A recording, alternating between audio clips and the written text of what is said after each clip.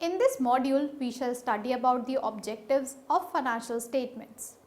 The objective of financial statements is to provide information about the financial position, performance and changes in financial position of an entity that is useful to a wide range of users in making economic decisions.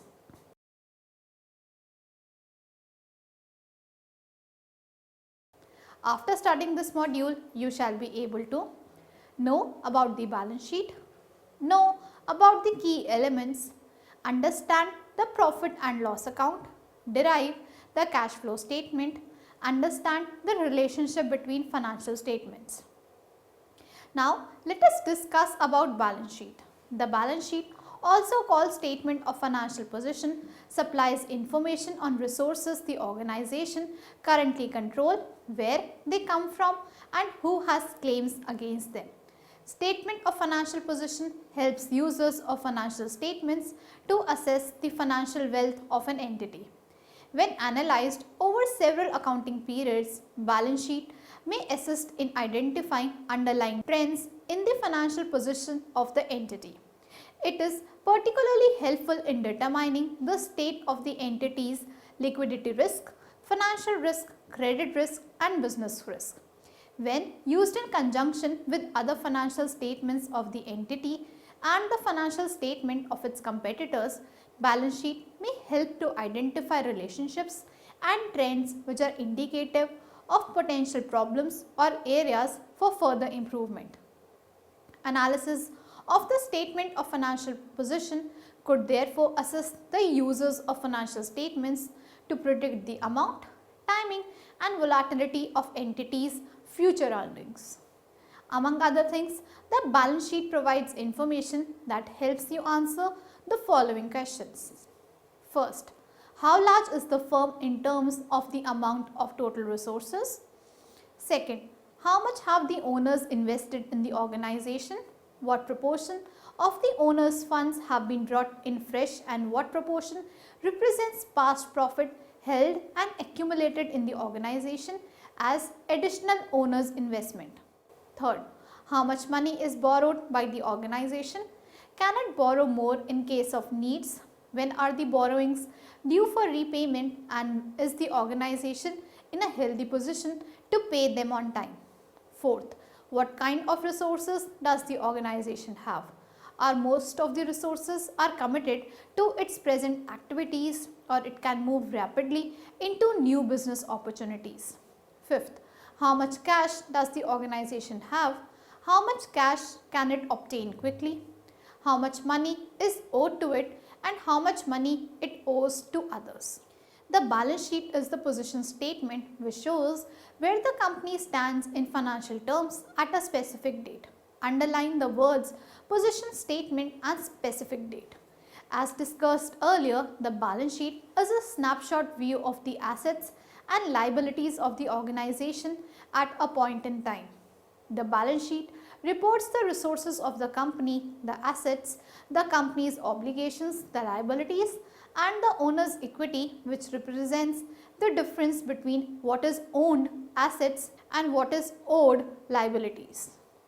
Statement of financial position consists of the following key elements. Assets. An asset is something that an entity owns or controls in order to derive economic benefits from its use. Assets must be classified in the balance sheet as current or non-current depending on the duration over which the reporting entity expects to derive economic benefit from its use. An asset which will deliver economic benefits to the entity over the long term is classified as non-current, whereas those assets that are expected to be realized within 1 year from the reporting date are classified as current assets. Assets are also classified in the statement of financial position on the basis of their nature, tangible and intangible. Non-current assets with physical substance are classified as property, plant and equipment, whereas assets without any physical substance are classified as intangible assets. Goodwill is a type of an intangible asset. Inventories. Balance includes goods that are held for sale in the ordinary course of the business. Inventories may include raw material, finished goods and works in progress. Trade receivables include the amounts that are recoverable from customers upon credit sales. Trade receivables are presented in the statement of financial position after the deduction of allowance for bad debts. Cash and cash equivalents include cash in hand along with any short-term investments that are readily convertible into known amounts of cash.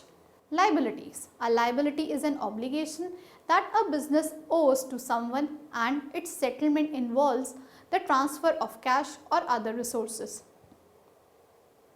Liabilities must be classified in the statement of financial position as current or non-current depending on the duration over which the entity intends to settle the liability.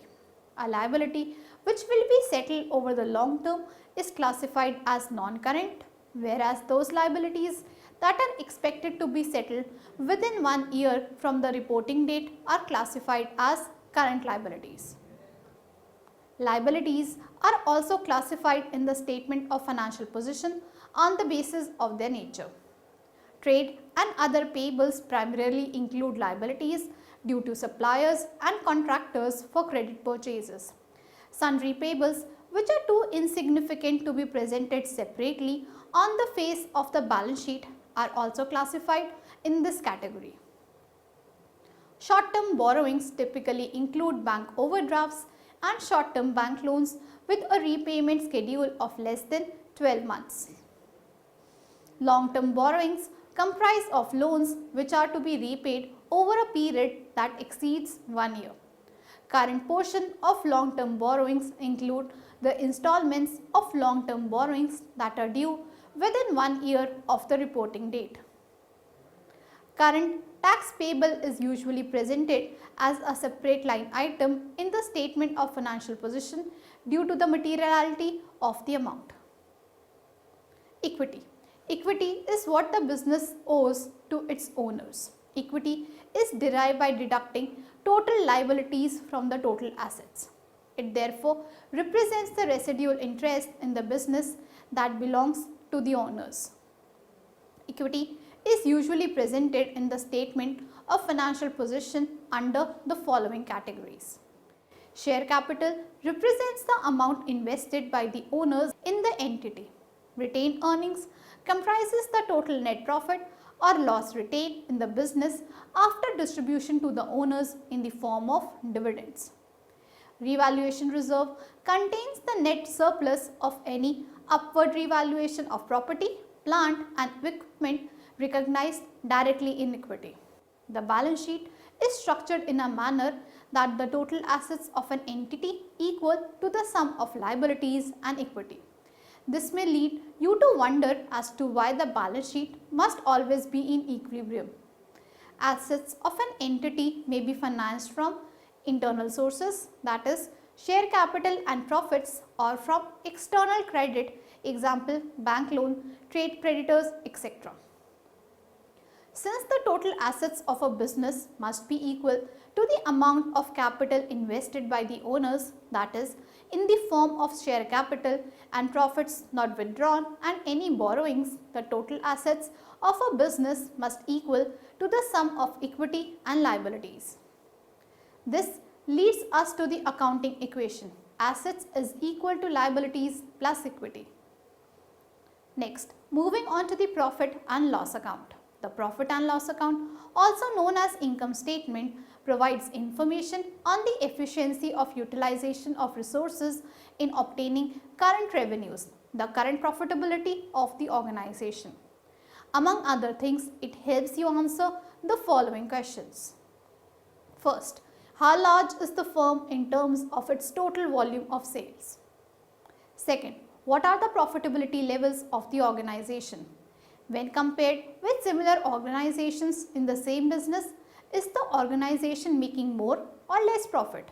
Third, what is the trend of the profitability? Are profits remaining proportionate to changes in the volume of business activities, or they are proportionately increasing or decreasing? Fourth, compared with other similar organizations, are the cost of doing business proportionately the same in relation to sales or higher, lower? Fifth, since profitability is one indicator of debt paying ability, is the organization in a good position to repay its bills promptly? Are profits more than adequate to cover current interest cost? The profit and loss account is an activity statement that shows details and results of the company's profit related activities for a period of time. For example, a month, 3 months, 6 months or year. It reports the amount of net income earned by a company during a period, with annual and quarterly income statements being the most common. Net income is the excess of a company's revenue over its expenses. If the expenses are more than the revenues, then the company has suffered a loss for the period. Income statement provides the basis for measuring performance of an entity over the course of an accounting period.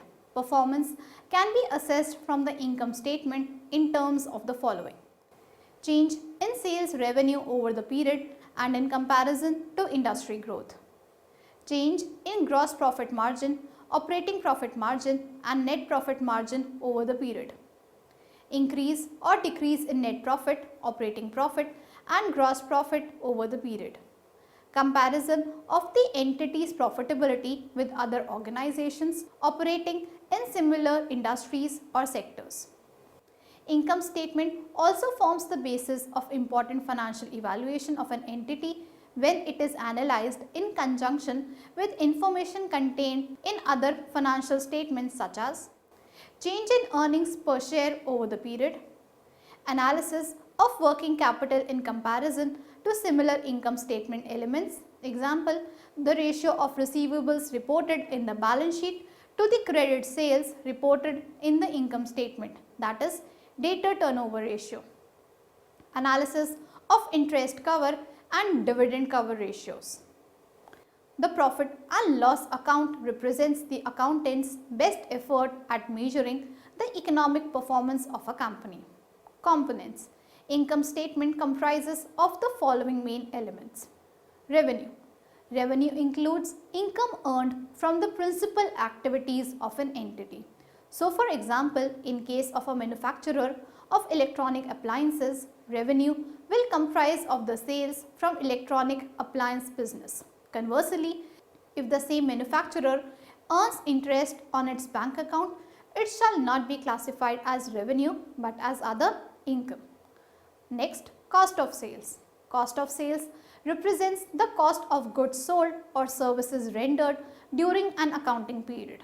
Hence, for a retailer, cost of sales will be the sum of inventory at the start of the period and purchases during the period minus any closing inventory. In case of a manufacturer, however, cost of sales will also include production cost incurred in the manufacture of goods during a period such as the cost of direct labor, direct material consumption, depreciation of plant and machinery and factory overheads, etc. Other income. Other income consists of income earned from activities that are not related to the entity's main business. For example, other income of an entity that manufactures electronic appliances may include gain on disposal of fixed assets, interest income on bank deposits, exchange gain on transaction of a foreign currency bank account, distribution cost. Distribution cost includes expenses incurred in delivering goods from the business premises to customers. Next, administrative expenses. Administrative expenses generally comprise of costs relating to the management and support functions within an organization that are not directly involved in the production and supply of goods and services offered by the entity. Examples of administrative expenses include salary, cost of executive management, legal and professional charges, depreciation of head office building, rent expense of offices used for administration and management purposes, cost of functions, departments not directly involved in production such as finance department, HR department and administration department. Other expenses. This is essentially a residual category in which any expenses that are not suitably classifiable elsewhere are included. Finance charges. Finance charges usually comprise of interest expense on loans and debentures. The effect of present value adjustments of discounted provisions are also included in finance charges. Example, unwinding of discount on provision for decommissioning cost. Income tax. Income tax expense recognized during a period is generally comprised of the following three elements. First, current period's estimated tax charge. Second, prior period tax adjustments. Third, deferred tax expense. Let us now discuss about the cash flow statement. The cash flow statement provides information on how the organization is allocating the resources that were generated by the organization during the preceding year. It provides answers to the following types of questions. First, how much new resources were generated or obtained during the previous year? Second, where did these resources come from? Were additional resources obtained from creditors or the owners or from the profits retained in the business? Third, what has been done with these new resources generated? Are they being used to replace or expand the organization's building, equipment and similar items? What proportion is being used to retire debt or distributed to owners? The cash flow statement is an activity statement that shows the details of a company's activities involving cash during a period of time. The statement of cash flows reports the amount of cash collected and paid out by a company in the following three types of activities: operating, investing and financing. The statement of cash flow is the most objective of the financial statement, since, as you will see in subsequent chapters, it involves a minimum of accounting estimates and judgments. Operating activities. Cash flow from operating activities presents the movement in cash during an accounting period from the primary revenue generating activities of the entity. For example, operating activities of a hotel will include cash inflows and outflows from the hotel business. Example, receipts from sales revenue, salaries paid during the year, etc. But interest income on a bank deposit shall not be classified as such. That is, the hotel's interest income shall be presented in investing activities. Profit before tax as presented in the income statement could be used as a starting point to calculate the cash flows from operating activities. Following adjustments are required to be made to the profit before tax to arrive at the cash flow from operations. Elimination of non-cash expenses, example depreciation, amortization, impairment losses, bad debts written off, etc. Removal of expenses to be classified elsewhere in the cash flow statement. Example, interest expense should be classified under financing activities. Elimination of non-cash income, example, gain on revaluation of investments. Removal of income to be presented elsewhere in the cash flow statement. Example, dividend income and interest income should be classified under investing activities unless in case of, for an example, an investment bank. Working capital changes, example, an increase in trade receivables must be deducted to arrive at sales revenue that actually resulted in cash inflow during the period. Next, investing activities. Cash flow from investing activities includes the movement in cash flow as a result of the purchase and sale of assets other than those which the entity primarily trades in. Example, inventory. So, for example, in case of a manufacturer of cars, proceeds from the sale of factory plant shall be classified as cash flow from investing activities, whereas the cash inflow from the sale of cars shall be presented under the operating activities. Cash flow from investing activities consists primarily of the following: cash outflow expended on the purchase of investments and fixed assets, cash inflow from income from investments, cash inflow from disposal of investments and fixed assets. Next, financing activities. Cash flow from financing activities includes the movement in cash flow resulting from the following: proceeds from issuance of share capital, debentures and bank loans, cash outflow expended on the cost of finance, that is dividends and interest expense, cash outflow on the repurchase of share capital and repayment of debentures and loans. Using information from the statement of cash flows. Analysis using cash flow information is often restricted to an analysis of the relationships among the categories in the statement of cash flows. We do not perform vertical or horizontal analysis because, unlike the balance sheet and profit and loss account, there is no guarantee that a specific number from the statement of cash flows will consistently serve as the denominator for scaling purposes. For example, all balance sheet accounts are compared to total assets when preparing a vertical analysis of the balance sheet. Why?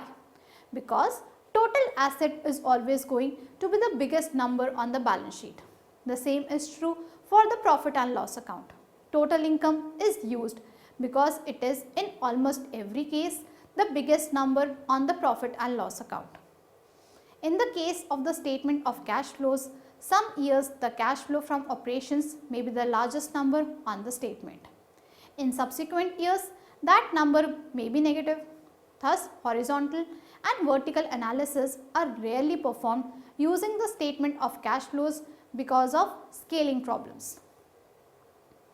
Although the statement of cash flows, like the other financial statement, reports information about the past, and careful analysis of this information can help investors, creditors and others assess the amount, timing and uncertainty of future cash flows. Specifically, the statement helps user answers questions such as how a company is able to pay dividends when it had a net loss, or why a company is short of cash despite increased savings. A statement of cash flows may show, for example, that external borrowing or the issuance of equity shares provided the cash from which dividends were paid even though a net loss was reported for that year. Similarly, a company may be short on cash even with increased earnings because of increased inventory purchases, plant expansion or debt retirement.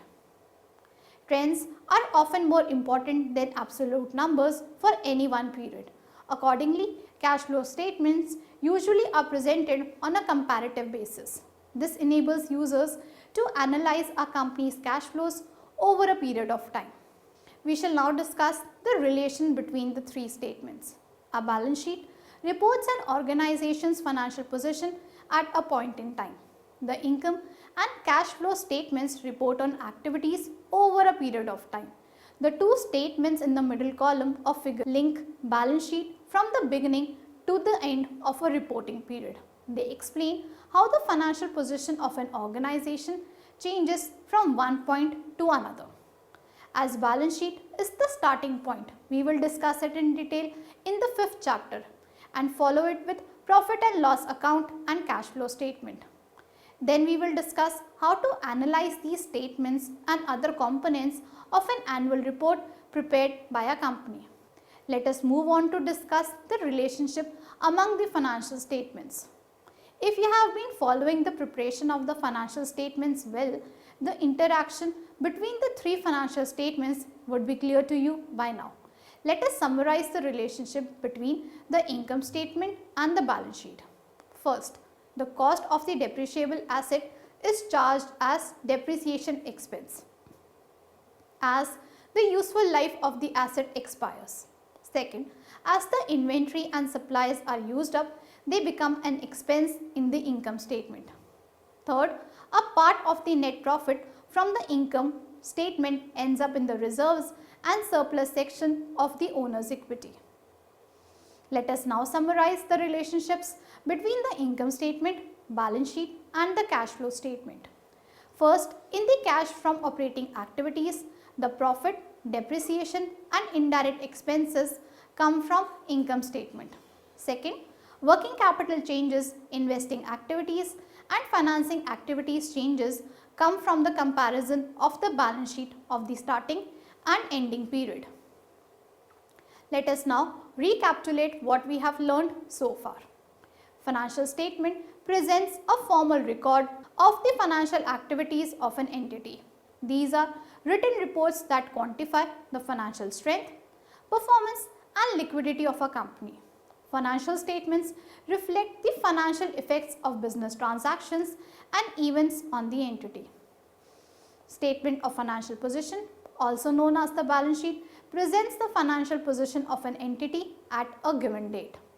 Income statement, also known as the profit and loss statement, reports the company's financial performance in terms of net profit or loss over a specified period.